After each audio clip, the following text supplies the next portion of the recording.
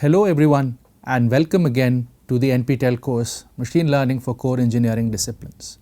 In the last couple of lectures we have studied the concept of ridge regression and lasso as well as elastic nets, and these are methodologies to get rid of the problem of overfitting, which can even be encountered in as simple a model like linear regression. We said that overfitting happens due to something known as a bias-variance trade-off. However, so far we have not looked into what is really meant by bias and variance trade-off. Today we will solidify our concepts in this area. So let us go ahead and get started. The topic is bias variance trade-off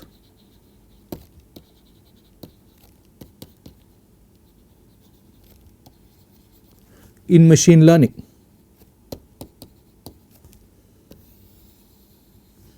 Okay, and this is used to understand the trade-off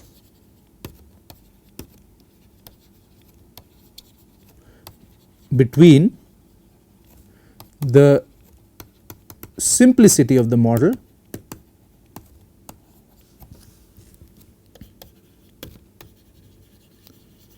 and its generalizability,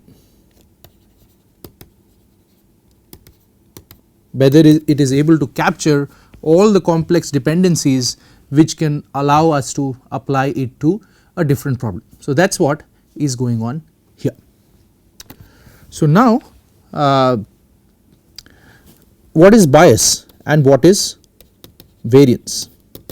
So the bias in an ML model is the error in model prediction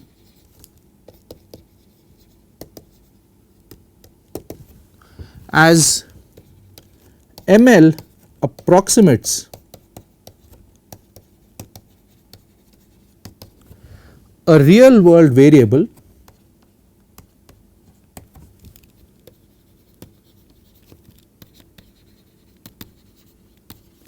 with a simple, perhaps not, but presupposed model architecture.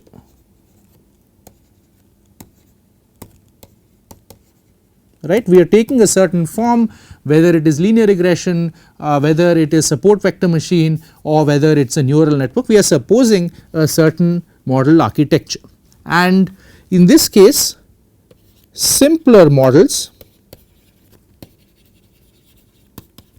they introduce a higher bias, since typically they have fewer parameters.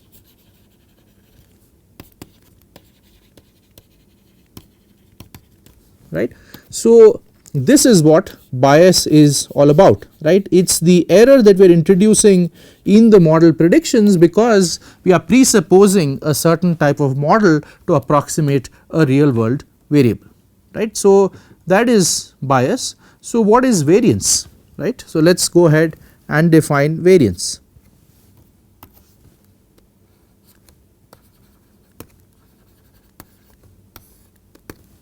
So variance is the error in prediction due to a model's sensitivity to small fluctuations in the data set.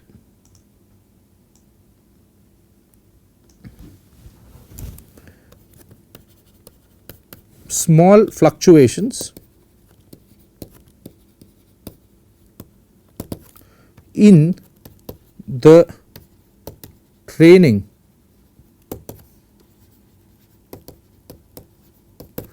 data set, right.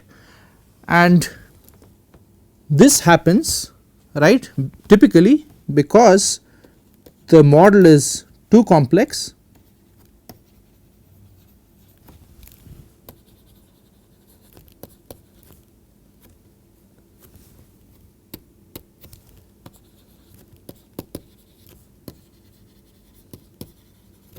and thus captures even a noise in the data as a signal,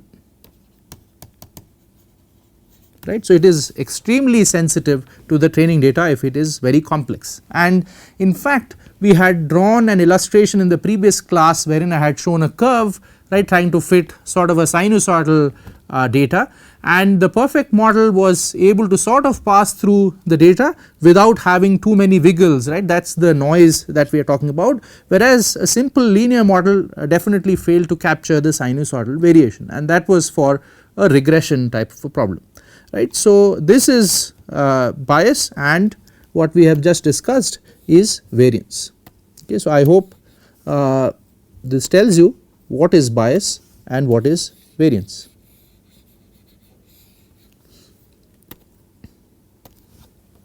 All right.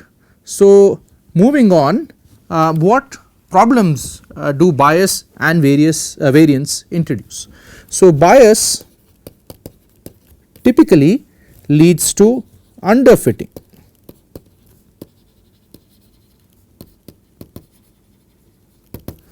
right, as the model misses important relationships.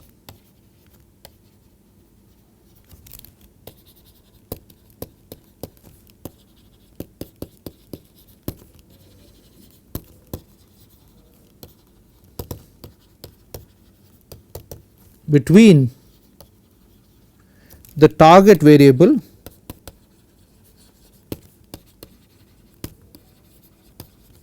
and the features. So, that is the problem that bias causes in a model, and on the other hand the variance typically leads to overfitting.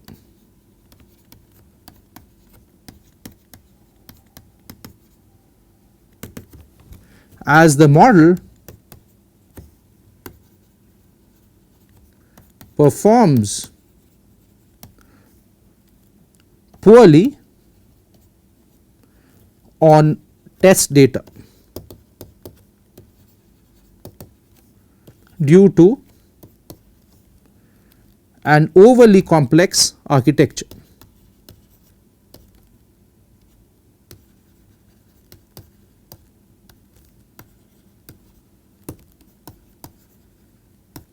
Okay.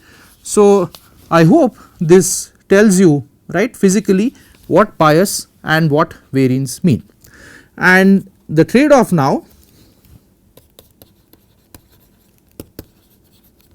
is to find an optimally complex model.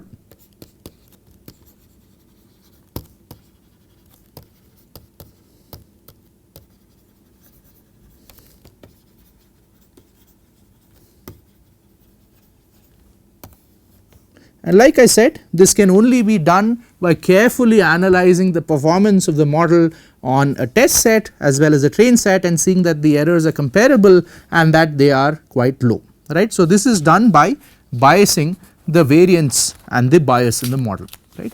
Now, how do we understand this mathematically, right? There is a statistical interpretation of the bias and variance trade off. So far we have just talked in qualitative terms. So, let us try a little bit to develop the math behind the bias and variance trade off. So, according to the theory behind the bias and variance trade off, you can write the total error in a model, you can write the total error inside a model as the sum of bias squared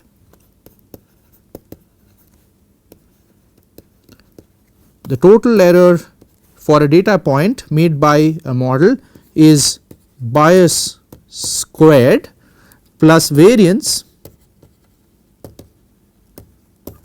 plus something known as the irreducible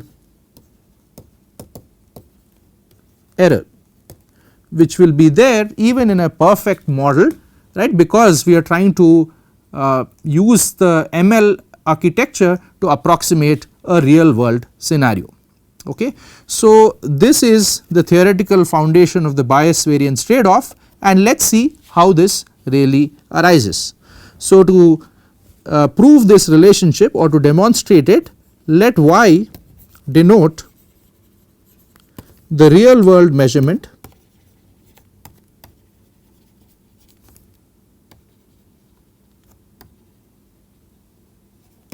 of the target variable,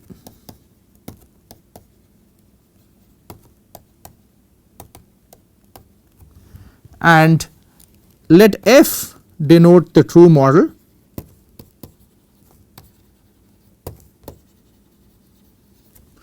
and epsilon is the error in the true model.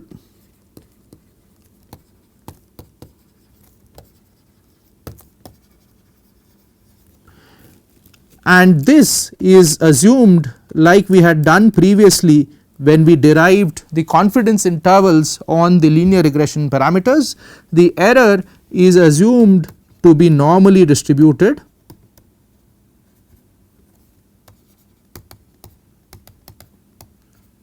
with a mean of 0, right, because you can have a positive error as well as a negative error in the prediction, right. So, given this notation, your y, the real world measurement, can be written as f, what the true model predicts, plus the error that is there in the true model, right. So, y is equal to f plus epsilon, where this epsilon, like I said, is normally distributed with a mean 0, because errors can be both positive and negative, and variance, which we denote as sigma squared, and this is the estimate of the irreducible error, right. So, this is the estimate of the irreducible error in the true model.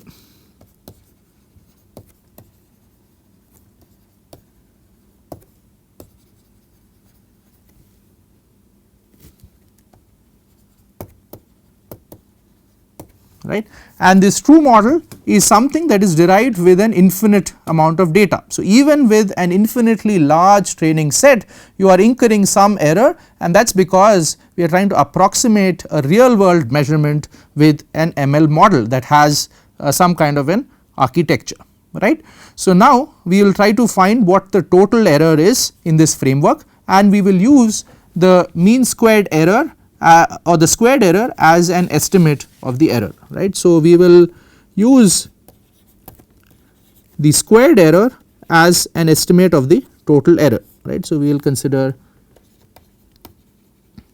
the squared error, right, which can be computed as the expected value of the measurement minus the model prediction, right, squared, and this f hat is the best fit model using a given data set, right. So, if you use a slightly different data set, you will get a slightly different model, but we are using f hat to denote this, right. So, let us go ahead and see how we can simplify this particular expression, and we will use concepts from the expectation value and the variance and so on, which you have already seen several lectures ago. So, what we had learned in probability and statistics is still relevant, and that is why it forms the core of machine learning. So, let us see how we can simplify this expression. So, the error, right, and I am going to work with a single data point, right, is the expected value of y minus f hat whole squared, and if you expand this, this is y squared plus f hat squared minus 2y f hat, right, the expectation value of this entire expression. okay. And since expectation is a linear operator and we already discussed this before, you can split this as the sum of 3 terms, that is expectation of y squared plus expectation of f hat squared minus the expectation of 2y f hat, okay. So now we have these 3 terms here, we are going to simplify all of these, right, and try to obtain the final relationship, which is this total error is bias squared plus variance plus the irreducible error. So let us see how this is done, okay. So the first term that we will take to simplify here is this expected value of f hat squared, and in some sense this will be related to the variance of the model, right. So let us try to write what the variance, right, of the model is. So the variance of f hat, right, and by now you already know the expression for the variance, that is the expected value of the f hat minus the expectation of f hat whole squared, right. So that is the variance of f hat, and let us see where this leads us, okay. So we have expectation of expectation f hat whole squared plus f hat squared minus 2 f hat expectation of f hat, okay. So that is the expression, and then we can go ahead and simplify this further, right. So this becomes expectation of f hat whole squared, right. This is already a constant value, so if you take another expectation nothing changes, plus expectation of f hat squared minus this becomes 2 times expectation of f hat e of f hat, right. And since expectation of f hat is a constant, right, so this becomes minus 2 expectation of f hat whole squared. So finally you get that this is equal to expectation of f hat squared minus the expectation of f hat the whole square, right. So this is the variance of f hat. You could have directly written the final expression, but we chose to derive it so that it gets sort of more imbibed in your understanding and memory. So from here we can get the expectation of f hat squared which we had wanted. So that is equal to variance of f hat plus the expectation of f hat whole squared. So we will use this expression and plug that into the expression we had for the total error, right. So let us see where this leads us. So what we now get is that the squared error is equal to, and you can go back and look at this expression again. So this is what we had. So that was expected value of y square plus the expected value of f hat squared, which we have proved to be equal to the variance of f hat plus the expected value of f hat whole squared, and then this term minus e 2y f hat comes out as it is, right. So this is what we have now, and to proceed we need to simplify a few more terms, right. There is this term here expectation of y squared, right, the squared value of the true measurement, and the expected value of 2 times y f hat, right. So these are the terms that are still unknown, and now we are going to try to predict what these terms are. So let us see how this can be done. So we need the expected value of y squared. Now recall that y is f plus epsilon, right, and this epsilon was the irreducible error, right, and here we are of course talking about the squared error, right. So, that is what we are talking about, the squared error in every data point. So, then E of y squared is basically the expected value of f plus epsilon whole squared, and this can be easily simplified to expected value of f squared plus expected value of 2 f epsilon plus the expected value of epsilon squared, right. Now, like I said earlier, the f hat is the model that we obtained for a certain specific training data set. So, since the analysis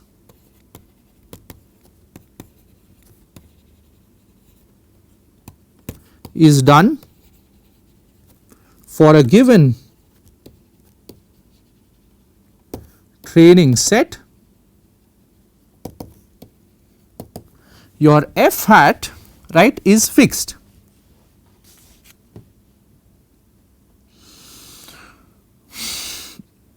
Right. So, thus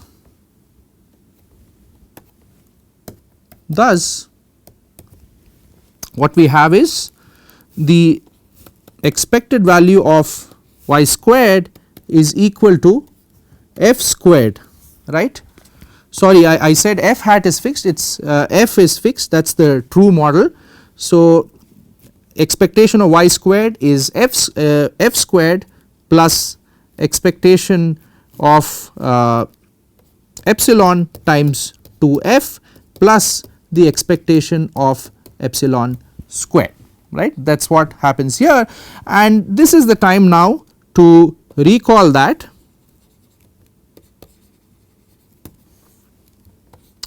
this epsilon is normally distributed with mean 0 and variance sigma squared, right, and what that implies is that the expected value of epsilon is 0 and your sigma squared, right, is basically the expected value of epsilon minus the expected value of epsilon whole squared, right, and this we have just said is 0. So, this makes sigma squared the expected value of epsilon squared, and that can feed into here, right. I just want to fix one thing here. So, I said that the analysis is done for a given training set, that is correct. However, here we are trying to look at this expected value of f hat squared. So, the correct reason is that the analysis is done for a given data point, right.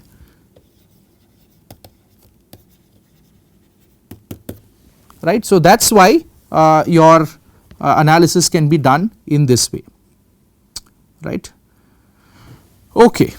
So, with this, right, we have found out what is expected value of y squared. So, that is now f squared plus 0, this term is 0 plus sigma squared. So, that is a very neat expression. Okay.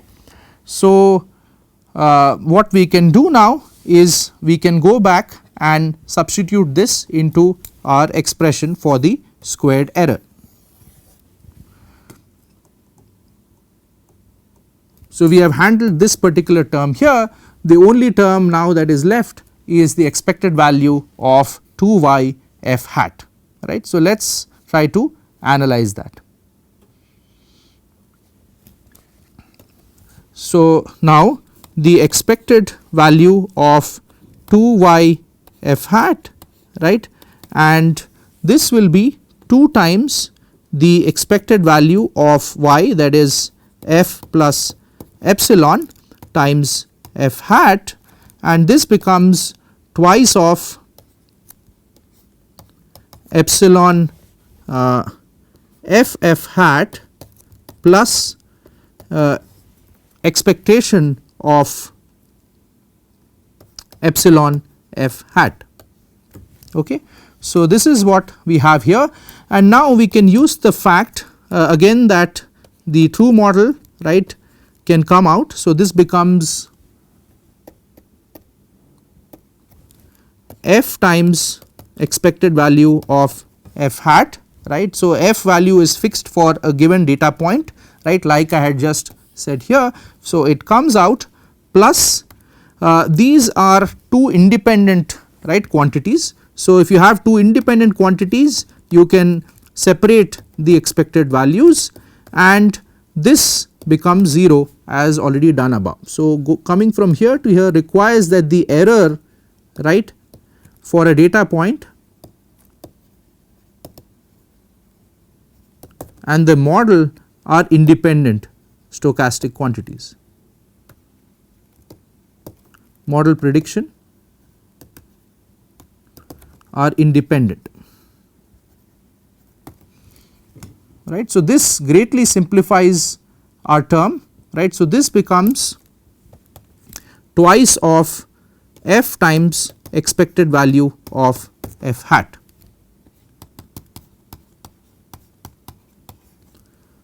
And now we are in a position to go back and relook the overall expression for the squared error for a given data point. So, the squared error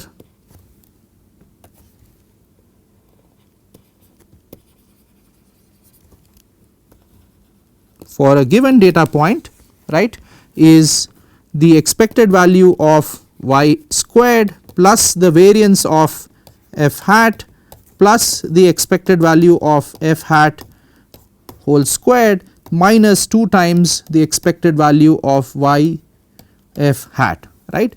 And we can plug in everything that we have derived above. We derived this expected value of y squared to be equal to f squared plus sigma squared. We leave the variance of f hat as is because we want that in the final expression, and we can plug in the other quantities here as well. So, the expected value of f hat whole squared we leave as is, but then the expected value of 2y f hat is 2f expected value of f hat, right. So, now this is very nice, and what you see here is that there are these 3 terms, right. You have f squared, you have expected value of f hat squared, and then you have minus 2f expected value of f hat, right. So, these 3 terms can actually come together and that would complete our analysis, right. So, what happens here is these 3 terms that I have highlighted in yellow, they can be combined together. So, they become the expectation value of f minus the expectation value of f hat whole squared, and then you have variance of f hat plus you have sigma squared. Okay. So, this is defined as bias squared, right. So, the squared error becomes the bias squared of the model plus the variance of the model plus the squared estimate of the irreducible error, right. So, that is what we had sought to prove from the beginning of the lecture. So, the total squared error in any data point is bias squared plus variance plus the irreducible error.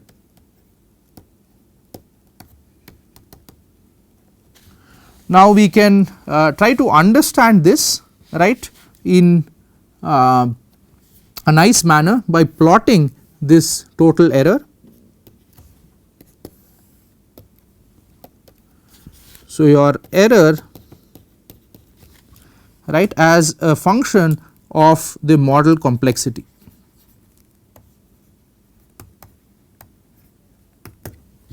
right, and here you have as the model becomes more complex, your bias comes down, right, because it has more parameters, so you are not really biased. However, like I said, the noise gets captured as signal, right. The model is very sensitive to the choice of the data set, and the outliers create a lot of problems. So, variance increases as the model complexity increases. And finally, the irreducible error, right, this is a constant.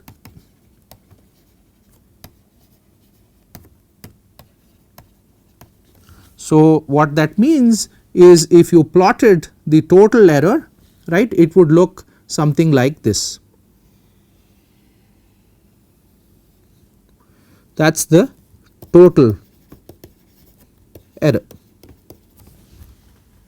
right, and this, right, this point, right, where the error is the lowest, that is of course the optimal model complexity.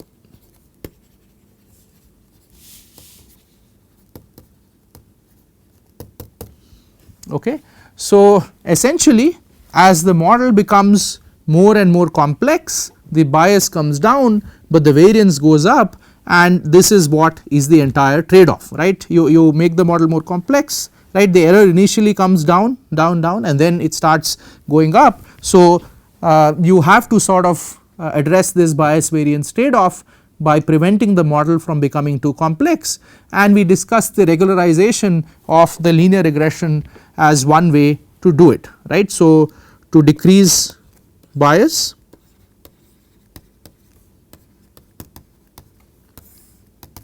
increase the model complexity,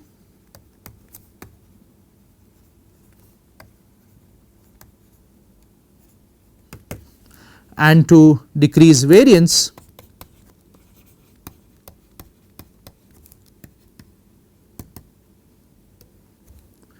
right, you have to reduce the model complexity, but in practice that can be done by employing things like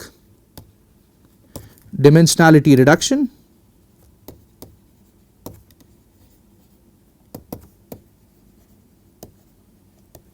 you could do regularization, have a penalty for making the model too complex, or feature selection, right. The dimensionality reduction can be done by things like autoencoders, principal component analysis, and other unsupervised learning concepts that we will learn later. The feature selection can be done via, let us say, a lasso kind of approach or a feature importance analysis, right. So, that brings us to the end of this particular lecture. So, in this lecture what we did is we developed the mathematical foundations of the bias variance trade off, and this trade off allows us to explain how if you increase the model complexity too much, that is not good, because then the model will become overly sensitive to the outliers in the training data, and its generalizability will be compromised. So, what we need to do is we need to carefully increase the model complexity, maybe employ things like regularization, feature importance analysis to find only the important features, as well as dimensionality reduction through things like PCA or autoencoders. Thank you, and I look forward to seeing you in the next lecture.